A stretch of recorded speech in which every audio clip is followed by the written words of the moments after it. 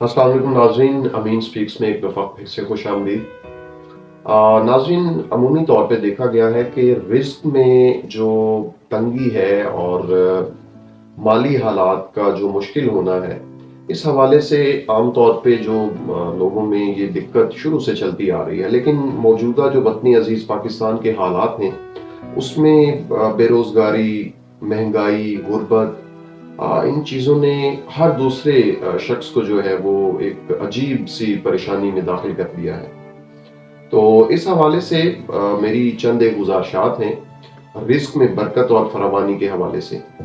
وہ کچھ ایسی چیزیں ہیں جو قرآن و حدیث میں آپ لوگوں نے مختلف علماء سے سنی بھی ہوں گی، پڑھی بھی ہوں گی۔ تو کٹ اٹ ڈاؤن، میں ون بائی ون وہ آپ سے شیئر کرتا ہوں۔ سب سے پہلی چیز جو ہے، اللہ تعالیٰ کی نافرمانی سے بچنا چاہیے۔ ہر وہ کام جو اللہ رب العزت نے کہا ہے کرنے کو، کوشش کرنی چاہیے کہ وہ کریں، اور جس سے بچنے کو کہا ہے کوشش کریں کہ اس سے باز رہیں۔ انسان ہے، خطا جو ہے وہ ہماری سرشت میں شامل ہے، 100% تو ہم کر نہیں سکتے، بٹ اپنے طور پہ اخلاص کے ساتھ حتی الامکان کوشش کرنی ہے۔ Point number 1 and now point number 2 از کہ آپ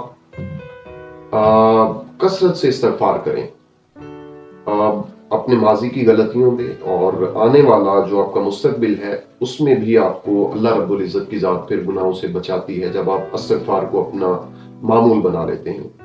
تھرڈ پوائنٹ جو ہے وہ آپ کثرت سے صدقہ دیا کریں، یعنی ایک روٹین بنائیں اور جتنا ممکن ہو سکے آپ کی جیب اجازت دے، اور قطعی طور پہ صدقے کا مفہوم جو ہے وہ روپے پیسے کی حد تک جو ہے محدود نہیں ہے، بہت ساری چیزیں صدقے میں شامل ہیں۔ آپ ریسرچ کریں تو آپ کو بہت سی چیزیں مل جائیں گی۔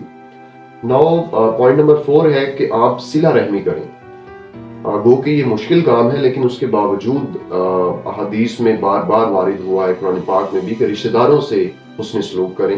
اینڈ لاسٹ پوائنٹ از کہ آپ شکر ادا کرتے رہیں۔ لَئِن شَكَرْتُمْ لَأَزِيدَنَّكُمْ، یہ بہت ضروری ہے۔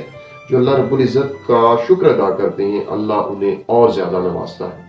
تو یہ 5 پوائنٹس تھے، اگر کوئی بھی ان پہ عمل کرتا ہے خلوص دل سے تو مجھے رب العزت پر یقین کامل ہے کہ اس کے رزق میں غیبی امداد بھی شامل ہو جائے گی انشاءاللہ۔